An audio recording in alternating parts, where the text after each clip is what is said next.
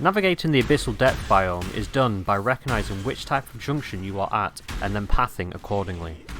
Each junction has obvious indicators to show which type of junction you are at. As always, make sure you have the landscape transparency off and the map transparency at max. We will start out with the simplest junctions. This junction I will call the dumbbell. Here you will always keep heading straight across this junction. The next junction I will call the hook.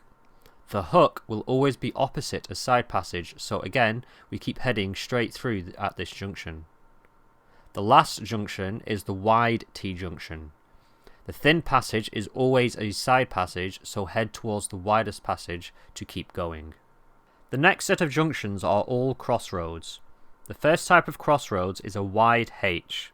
Here, you will go across this junction diagonally from the passage you entered from. The next crossroads junction is a sideways H. For this junction, you will stay on the side of the passage you entered from. So, by entering on the top right, we leave at the bottom right.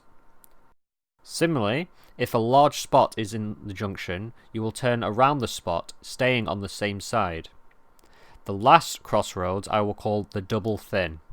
This junction will have two thin passageways on one side and two wider passageways on the other. This junction is the same as the wide H. You will enter the passage diagonally across the junction and towards the other type of passage, meaning if you enter from the top left wide passage, then you will exit through the bottom right thin passage. Now onto the run-through example. We start by passing by a hook into the first junction, which is also a hook, so we keep heading straight. We enter a double thin junction, so since we came from the top left wider passage, we exit through the bottom right thin passage.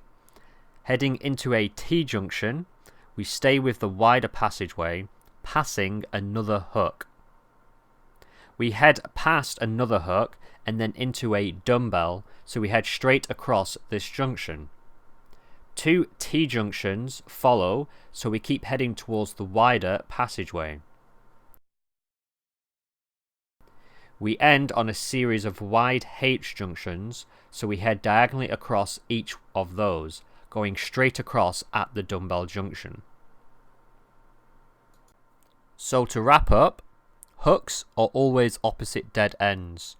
Always head straight across dumbbell junctions. Head down the wider passage of a T-junction. Go diagonally across wide H-junctions. Go diagonally across double thin junctions. Stay on the same side for the sideways H-junction and the large spot junction.